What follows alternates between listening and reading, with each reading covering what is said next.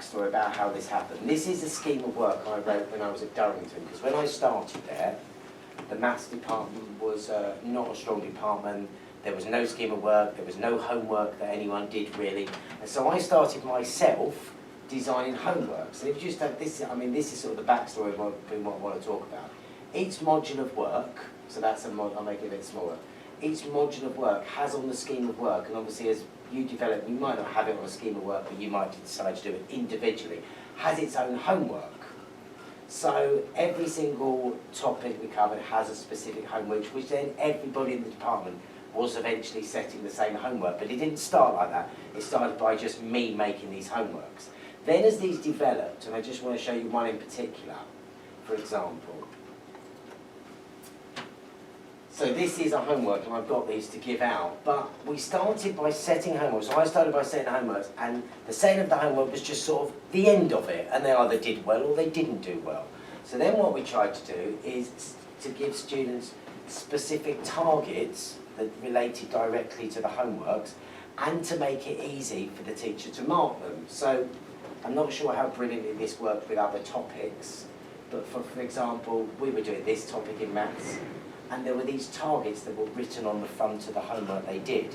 So as you marked their homework and you made a few corrections in it, we would mark work with corrections, with some guidance, not tell them exactly how to do it, and then you would give them a target, so one specific target. So when they then got back this homework, they were given a target with some guidance about how they would then deal with that target. So we were using the homework to try and spot weaknesses and to address weaknesses rather than it just being the end of the cycle.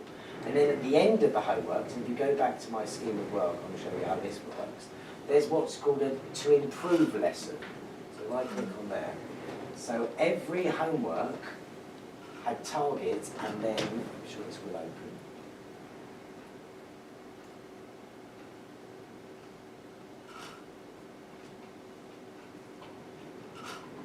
Sorry for the delay.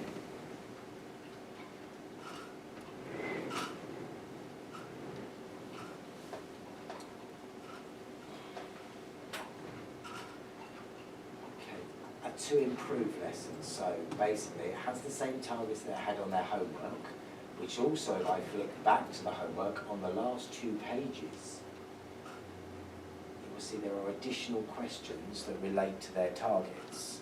So, rather than students just doing the homework and then going, well, you couldn't do that and I'll try and correct it, you can't teach everyone all the things. So students then would answer these questions, which is on the back of their homework sheet, and would also be on this to improve lessons, and the questions are up there.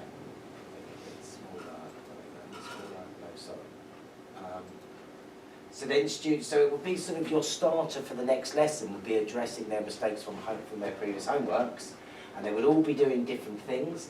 They all ended up helping each other in pairs, because the ones that were good at one target would then help the ones that weren't good at another target.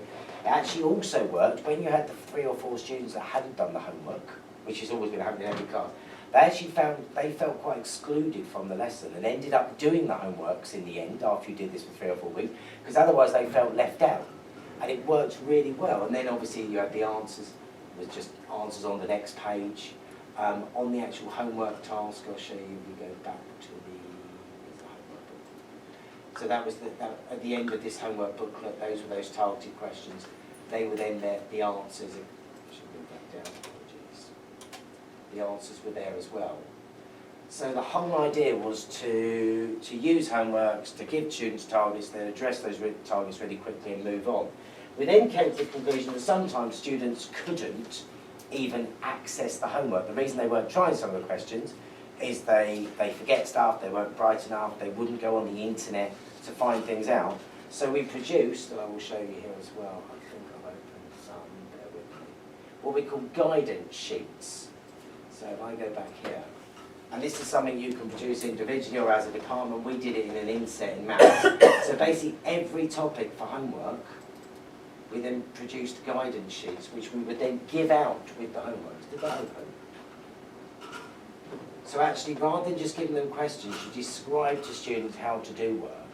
So this would then actually be given out with the homework. So you weren't saying the homework to be like, you can either do it or you can't do it. It was part of a learning process. And by giving them this, they sort of had something to refer to, and they couldn't go, well, I couldn't do it, because you had your guidance sheet, it was there with the homework. So it was trying to basically, it made the students more responsible for their learning because you made them not be able to be responsible for it.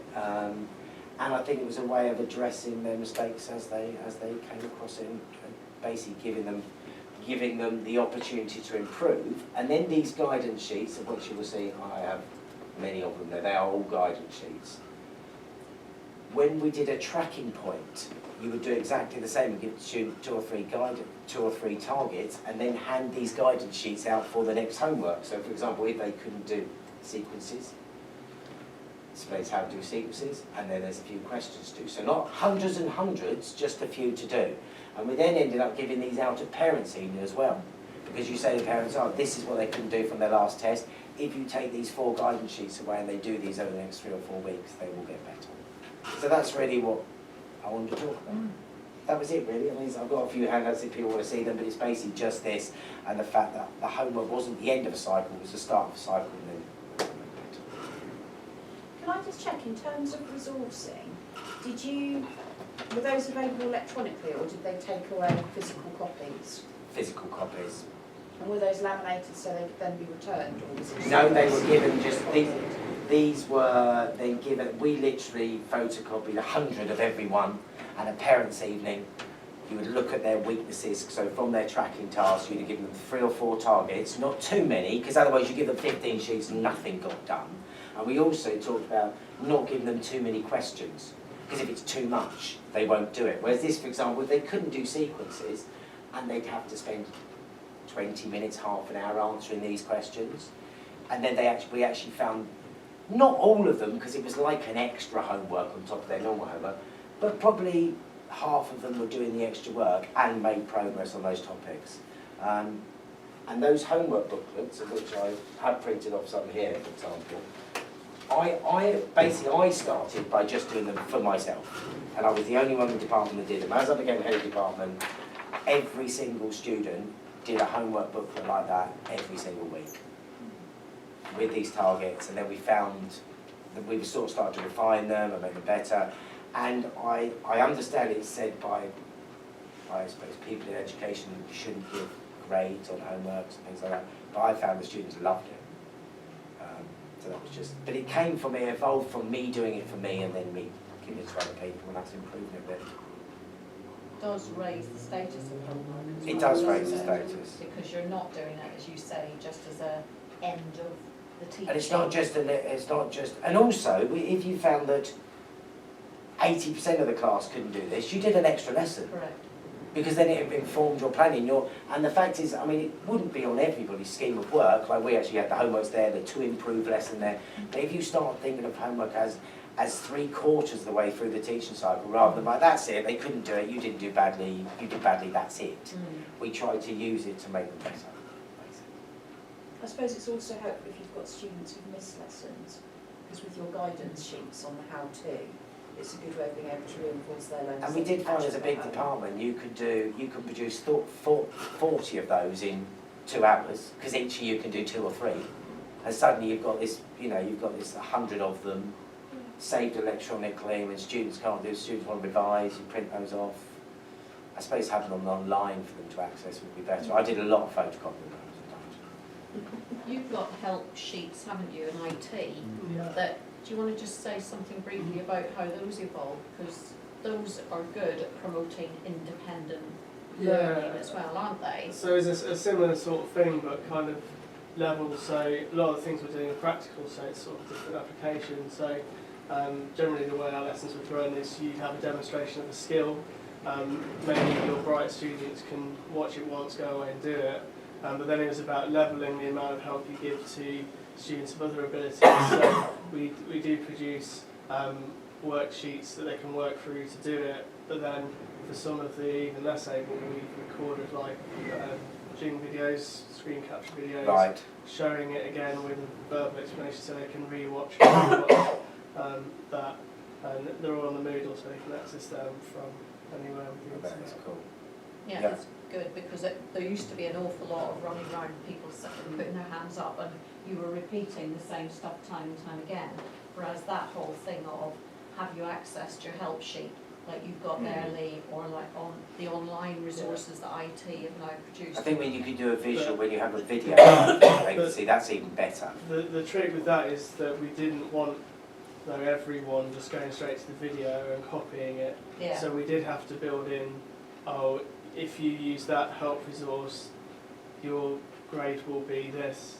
However, if you're able to do it more independently, your grade will be higher. To kind of make sure that you won't... Yeah, it's trying to give right scaffolding where consistency. scaffolding is appropriate and not just doing it because it makes it Yeah. easy for the students that want to be lazy. Either way. Okay. Has anybody else got any questions? That's great, Lee. Thanks Okay. very much Oh, for no sharing. I know loads of other people want to test online. Thanks for your time. Okay.